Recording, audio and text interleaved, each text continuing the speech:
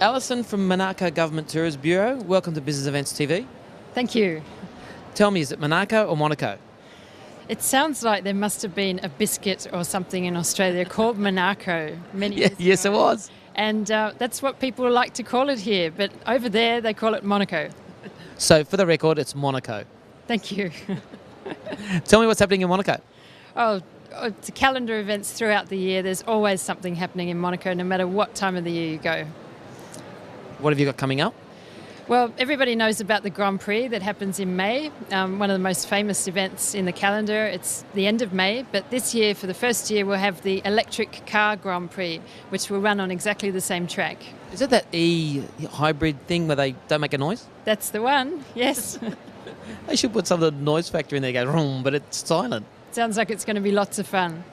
And then every alternate year we have the Classic Car Grand Prix, which is beautiful classic cars that have been racing in the historical Grand Prix back as far as the first one in 1929. Wow, and tell me about accessibility.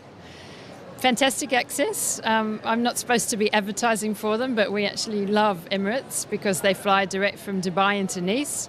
It makes Monaco a really connective destination. We can connect it with cities all over Europe, and you've got that fantastic direct access from Nice Airport, then with our helicopter service, which is only 7 minutes into the Principality. Wow, and you mentioned something about it's quite cheap.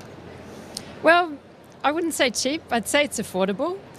If you're looking for an affordable Monaco, you need to avoid the Formula One Grand Prix and you need to avoid Yacht Show because our prices do go up at that time and rooms are at a premium.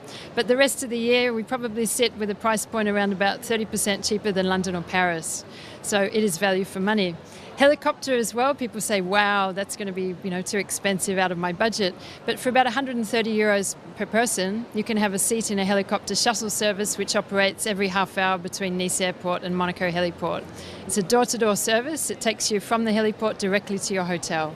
You don't have to touch your bags. Very glamorous. Wow. And how has Monaco affected over the years? You've been here at AIM for a couple of years. We were here the first time about 5 years ago, and I think people were still a bit allergic to Monaco because they had this perception that it was a luxury destination that would be out of their budget, and they'd also get into trouble if they actually booked an incentive at such a glamorous location. But now they're seeming to understand that it is, price point wise, a really good value for money option, and it is a dream location, so it's still got the glitz and the glamour, but it's affordable. It's also environmentally sustainable, ethical destination. And going forward with, do you cater for small groups, large groups? Almost anything, very small groups through to thousands of people conventions. We only have as many hotel bedrooms as Bellagio in Vegas, I'm told. But we have all types of hotels, 2 through to 5-star. The Australian and New Zealand markets are tending to put their incentive groups into our 5-star category properties and to enjoy the benefits of being in the Principality. And you mentioned earlier on about a 3x3, 3-day here and a 3-day there or something like that? Well, a lot of our incentive groups from this part of the world take a week out of their schedule and they'll stay in 2 different destinations. So Monaco is very combinable with the air access, with other cities in Europe, also with Dubai, with all sorts of other destinations. We did have a group a couple of years ago that combined Morocco and Monaco because they thought it was funny. And Morocco and Monaco? Yes. Sounds good. Now tell me, what are your thoughts about business events? Business events, we cater for all manner of business events in the Principality. We are seeing an increase from this part of the world, so we're very happy about that. And why do you think that is? Why do I think Australians are travelling abroad? Well, the Australian dollar has helped over the last few years, but I think they're also, Australians are not afraid of a long distance destination. And the fact that we've got good connectivity with the airlines means that we're easily accessible, even though we are that far away. Will we be seeing James Bond there?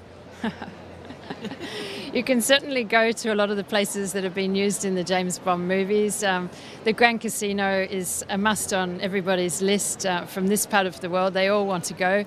Sometimes they're disappointed that people are not all dressed up like James Bond, and it's actually a slightly more casual destination now. But I don't think Don't tell me that. I don't think it disappoints.